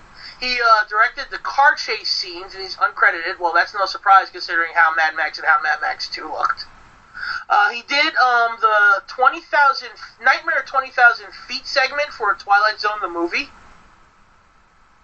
Mad Max Beyond Thunderdome. You may not remember this one, but I do. The Witches of Eastwick. I do. I remember that, yes. Nice. Finally something you know. Yeah. That's another old one I've probably seen once or twice when I was younger, so. Mm-hmm. He worked on The Year My Voice Broke. Don't know that one. Unfortunately, I don't know Dead Calm or Flirting. I know Lorenzo's Oil. Never watched it, though. Here's something for you. Babe. The Pig movie? The Pig movie. What? Yeah. Oh, he also did the sequel, Babe, Pig in the Big City. Pig in the City. Yeah. And then he didn't direct anything for 8 years. Probably because he was working on Happy Feet. Probably. Then he did Happy Feet 2. Then he did Mad Max Fury Road. Dude, that's crazy. I'm telling you, this guy has... That's a lot of range, dude. That is a ton. Yeah. Oh, guess what his next movie is going to be? That he's not directing, he's not writing, but he's producing. He's going to be an actual producer on it. Can you guess? Let me just randomly blurt something out and see if it sticks. Gambit. No, I don't think they're making a Gambit movie. Yeah, they are. Ah, crap. Yeah, dude. And unfortunately, I think it's Channing Tatum is playing Gambit. See, I actually like Channing Tatum. But I don't think he's suave enough to be Gambit, but I like Channing See, you Tatum. know who could have been Gambit is the guy who played Sawyer on Lost. Oh, the one who's playing that character on that USA show right now. Mm-hmm. Yeah, the Colony or whatever. Is that what? Yeah. Yeah. Let me. No, that guy definitely would be able to play a friggin' good Gambit. Just change his hair to brown. Yeah. Let me see. 2017. It looks like they're making a Gambit movie with Channing Tatum. Oh. Anyway, he's actually producing the Justice League Part 1. Okay. Part of the DC Extended Universe, which started with Man of Steel. Did you see that? No, I have. I'm just not a big fan of Superman. It's not even being a fan of Superman. You don't have to be a fan of Superman to love a good Superman movie. Yeah. One of my favorite all-time films will always be the first 2 Superman movies with Christopher Reeves. And you know me, I'm not a huge Superman fan. But those 2 movies are like the epitome of comic book movies for me, you know? Yeah. Man of Steel was anything but. Yeah, I'm just, I don't know. There's something for me that I just have never really cared for Superman other than, like, when I was younger and my mom was really into Lois and Clark. And so I watched Dean Cain. That's, like, the only person. Dean Cain wasn't a bad Superman, if you don't mind, you know, soap opera. Yeah, that's basically what it was. And then wasn't the chief the guy who was the coach of the Hawks and the Mighty Ducks? I don't remember. I vaguely think that's him. I don't remember off the top of my head. But oh man, yeah, I don't know. I've never really cared for go out of my way for Superman movies, and that's probably why in all honesty, I probably won't go see the Batman versus Superman or whatever the hell. See, I really have no interest in it. It's like, aren't you excited for Dawn of Justice? Like, no. Why would I be excited? I think Ben Affleck sounds silly. Like the whole line, "Do you bleed? You're gonna bleed." It's like, Well, and then again, I know this is again, I'm not a huge DC comic book person. I mean, I know a little bit of the backstory with Batman, but Superman I know a little bit too. But I mean, they actually did this, I'm assuming, in a comic to where they fought, and to me, it's just I would never. Batman, I can see being a douche, but not Superman. Like, Superman's supposed to be truth thrust is in the American way, and that's old Superman. We don't have that Superman. See, and that's where you lose me. Is like, when did Superman become a douche? August of 2011. Okay. That's when the New 52 started, and Superman was, like, updated to be a more modern type of person. You know, an asshole. Yeah, he's a stereotypical New Yorker now. Hey. We might have our fair share of illegal aliens, but at least they're from this fucking planet. That is true. Yeah, Superman is the original illegal alien. But, no, you know,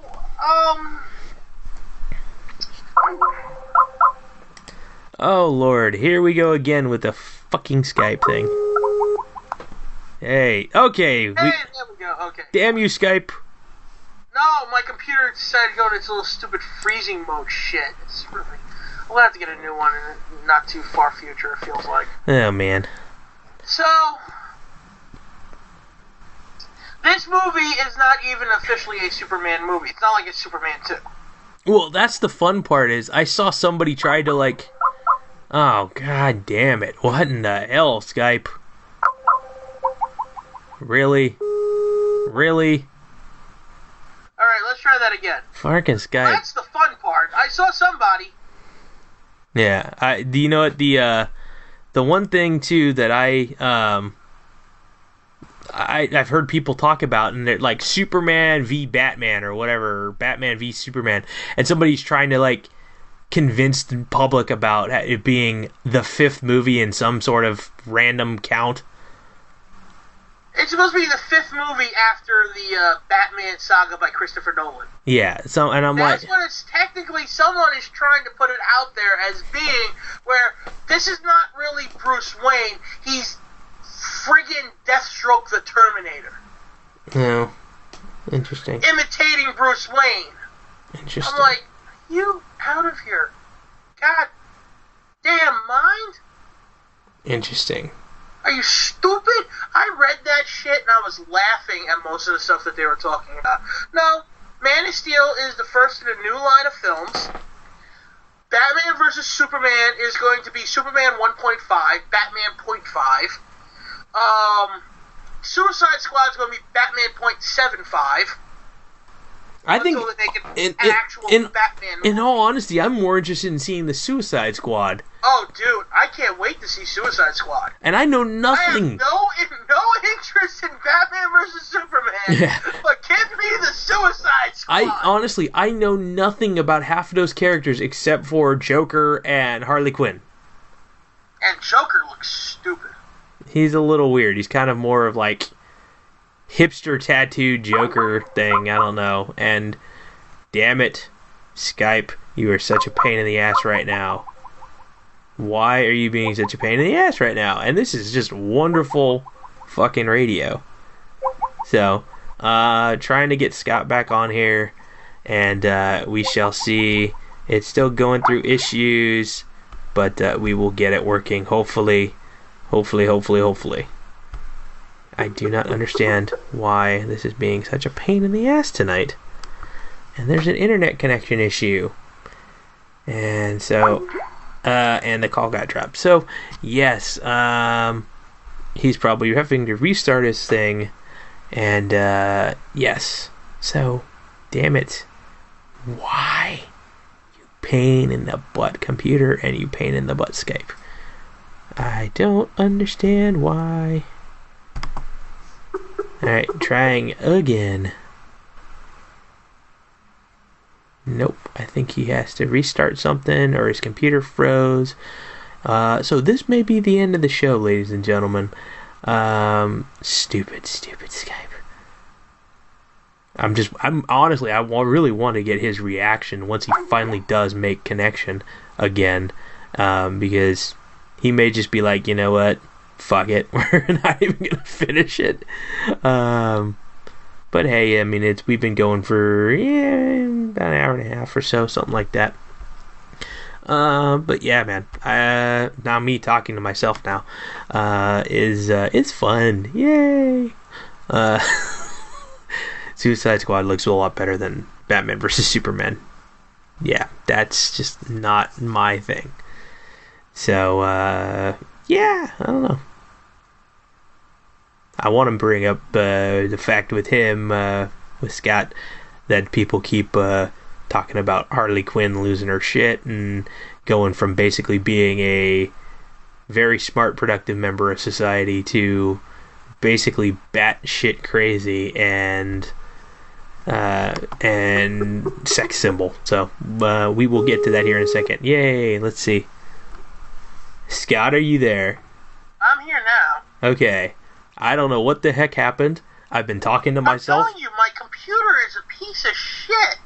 If you let it go for too long, something's going to happen. But it looks like Skype's just fucking up completely, too. Yeah, I was talking to myself and the people out there.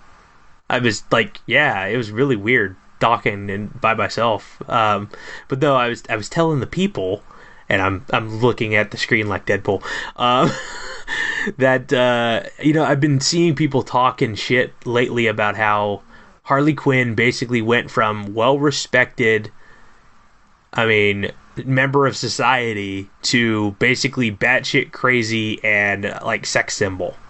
How in the hell did that happen? Was it all Joker corrupting her, or what? Because you know the stories better than I do. The sex symbol thing is just bad writers. Okay. All right. She was more entertaining and probably even sexier when she was a character that was fully covered. Like, you know? like Batman the Animated Series character? She was definitely a Joker thing. Well, like when you say like she was sexier fully covered, like Batman the Animated Series, or like... Yeah, that's what she used to wear even in the comic books up until the New 52. In the New 52, they just pretty much gave her this sluttier look, you know, and just made her pretty much like Daniel Way's Deadpool, which is just like, oh, if it's on the internet, we're going to spout it out now. It didn't make her an entertaining character. They just tried to really bank on, you know, her popularity, and figured anyone who's a real fan, or, you know, just a fan in general, would try to buy into that shit and get caught up into it. And, you know, they were right. They're making a lot of money off of Harley Quinn books. Yeah, I mean, again, you can't denote the sex appeal there, but yeah, because I do vaguely kind of remember from Batman the Animated Series beforehand when she was like a scientist or something. She was very... Psychiatrist, thank you. Yeah, scientist was, what's her name? The botanist was Poison Ivy. Yes. But yeah, and she was well respected, always wearing her doctor's coat and all that kind of stuff, and very humble and shy and very demure. And then all of a sudden it was like, then she lost her shit and paired off with the Joker, and yeah. Pretty much, she fell in love with him and kind of just went a little nutty because of it. And the love's not reciprocated for the most part. Yeah. Yeah, and then now I'm seeing a lot of crossover artwork that people are doing with her and Deadpool and stuff like that, which is like, oh gosh. That's not something that's uncommon. They've been doing it for years, too. Yeah, so... You know, like, the two nuttiest characters get together and have kids! Yeah, that'd be really odd. Yeah, very much so. But, you know, that being said anyway, just that's why a lot of people get upset with comics, because, yes, they're trying to appeal to different markets now. You know, people online complain a lot about, wait, what? People online complain about? No, I'm sorry. I'm reading, and I hope this isn't true. I'm hearing people say that Batgirl number 49, the issue that came out, I believe today. Let me see, did that come out today? Yes, that came out today. From the new 52 Batgirl, oh my god, it's been 49 issues since this whole thing started. Yikes. Retcon the Killing Joke into a fake memory. Wait, what? I don't know. I'm going to have to read the book now. I'm going to have to read that issue to see if they really took one of the most iconic stories and said it's like just a freaking it's a dynasty. It was just a it wasn't Dynasty or Dallas or whatever, that the whole show was a freaking dream of somebody. Which one was that one? I don't know, from the 80s. I don't know, I vaguely remember that. Okay. Killing Joke still happened. Okay. It's just the character who's in there is just jumbling all her memories and making everything awkward. Okay. You're like, woo. Yeah, no, seriously. I mean, look, I'm not a huge Batman fan. I'm definitely one of the people that will not be, you know, saying, read Alan Moore books. But even I own The Killing Joke, and I've read it, and it is definitely an important piece into Batman history. That's like a Death in the Family. Yeah. You know, where Joker kills Jason Todd with a crowbar. Fun. You know how they did that, right? Mm-mm. They did a vote. Oh, shit. They actually had fans call in and vote to either have Jason Todd survive or Jason Todd die, and no one found out what was going to happen until that book. That's great. You know, comics!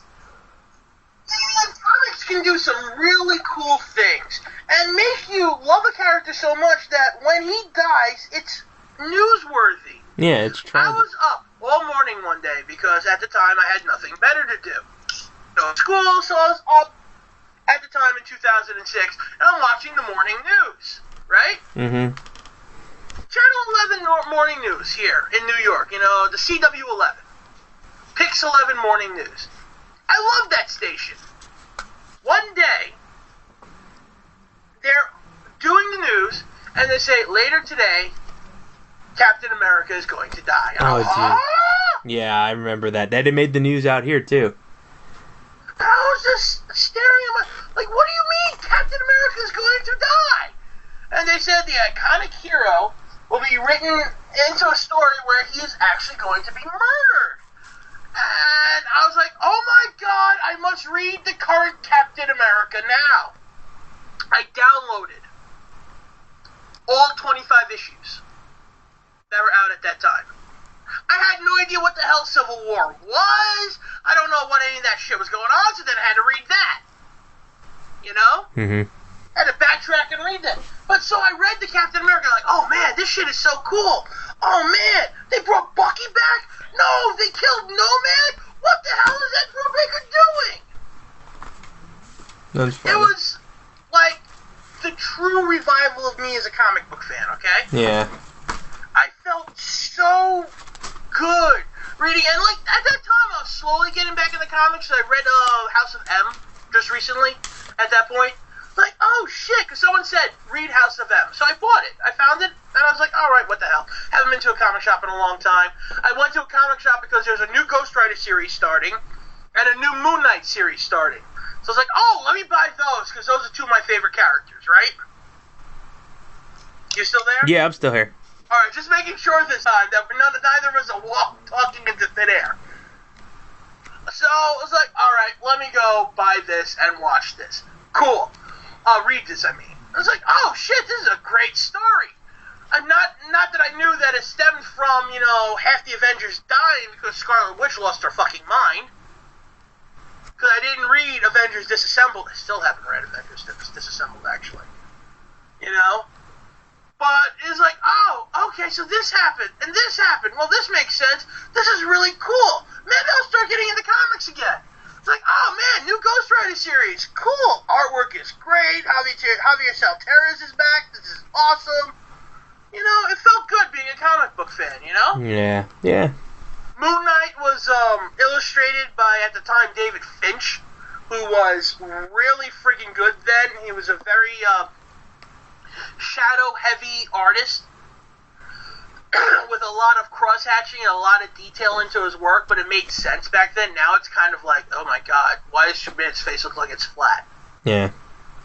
He's not aged well with his art in the last 5 or 6 years. And, you know, it was being written by Charlie Huston, who was a well-known crime novelist at the time. So, first arc, really good. Moon Knight came out of retirement, had busted knees, was kind of crazy. His god was following him around. He ripped off Bushman's face and wore it. That's fun.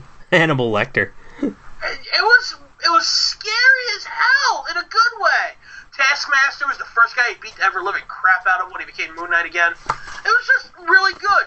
Ghost Rider had to escape hell. The devil hitched a ride with him. So now he had to find all 666 pieces of the devil and kill him. That's kind of awesome. I thought it was great. And then it was revealed at the end, you're not really a part of Satan. You're a part of heaven. You're one of heaven's angels. And I was just like, oh, God.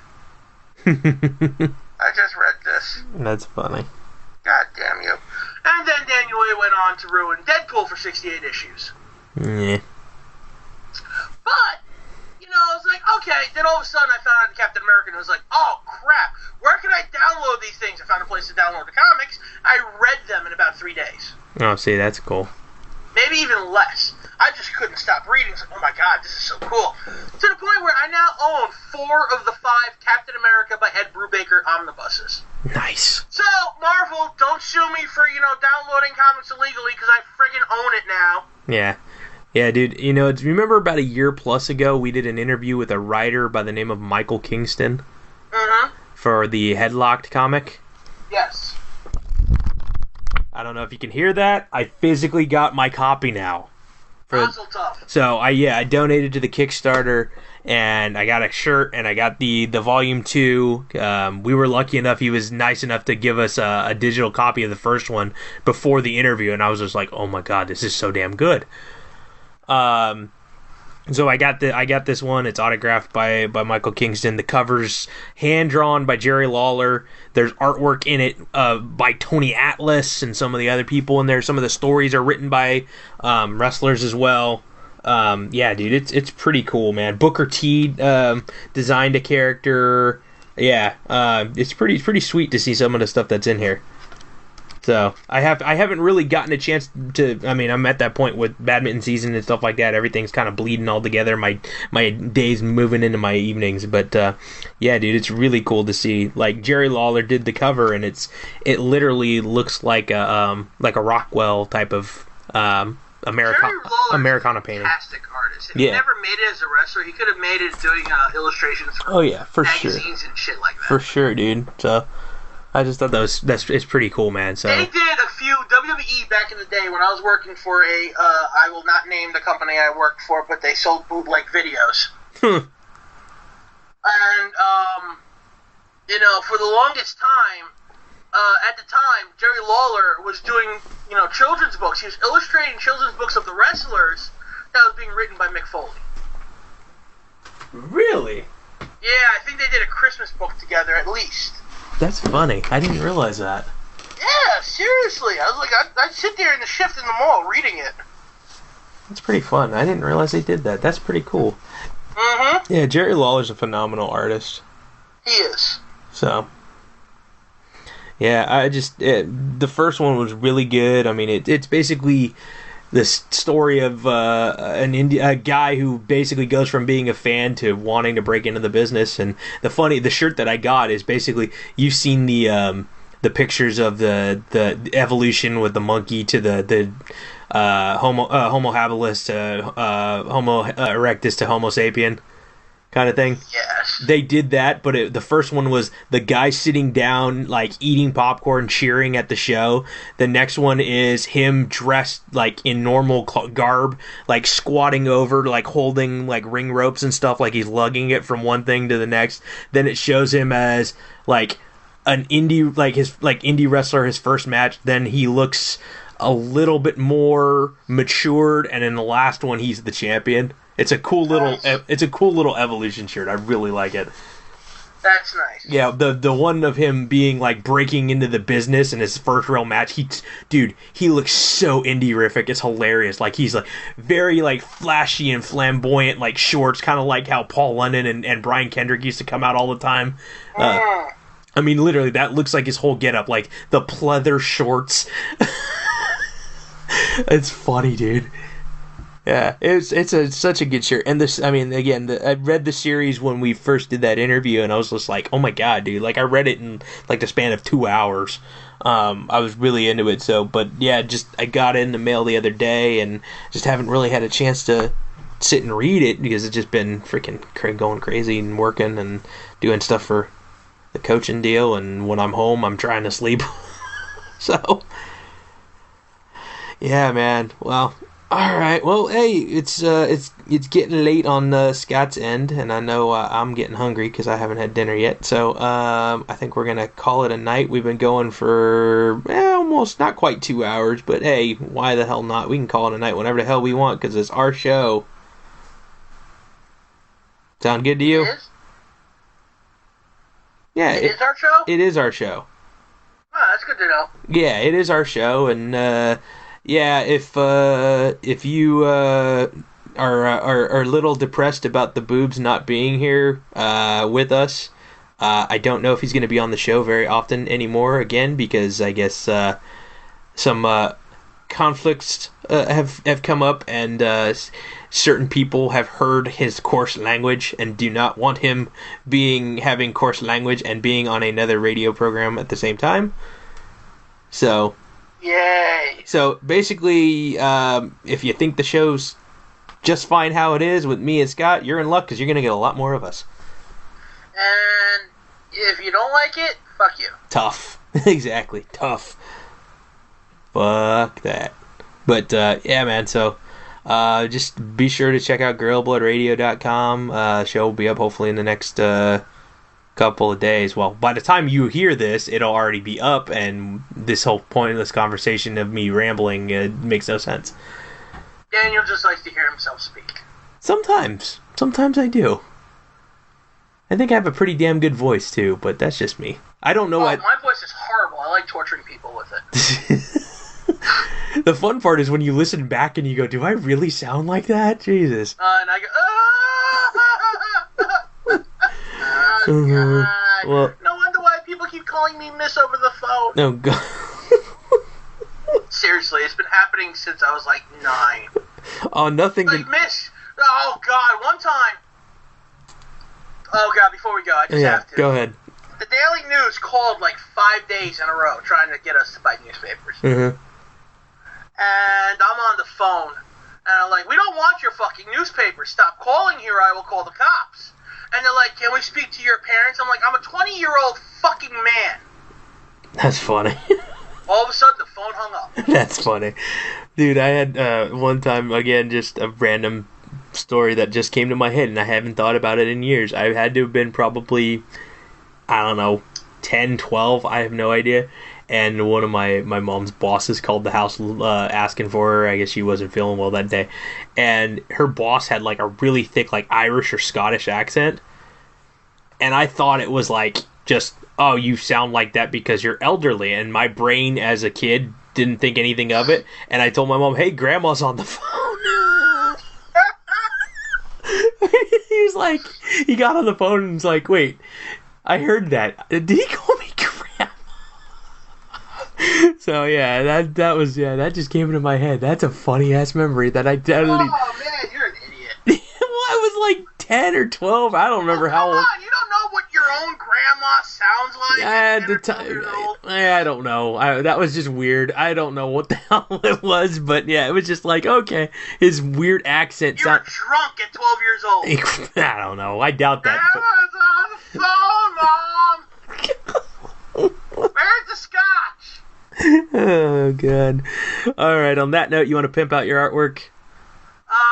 NexusDX.deviantart.com. I might update that again one day. Yay. Eventually. Maybe. If not, you always see new art on Instagram at ScottNDX. I just posted some zombies. Yay, Instagram. Zombies! Yeah, I saw somebody make a joke. Instagram. Just add water, you get a brand new grandma. Or something like that. Instagram. That's a terrible, terrible joke. That really was bad. So, yeah. You're ashamed of yourself. Yes, I am. Don't weep in a corner. Okay, I will. I will cry myself to sleep tonight, because, yeah, right now I'm hungry. I'm going to go eat dinner. So, on that note, this has been Gorilla Blood Radio, and we will catch you next time around. Have a good night. For Scott NDX, I'm Daniel Correa. Bye-bye. Adios.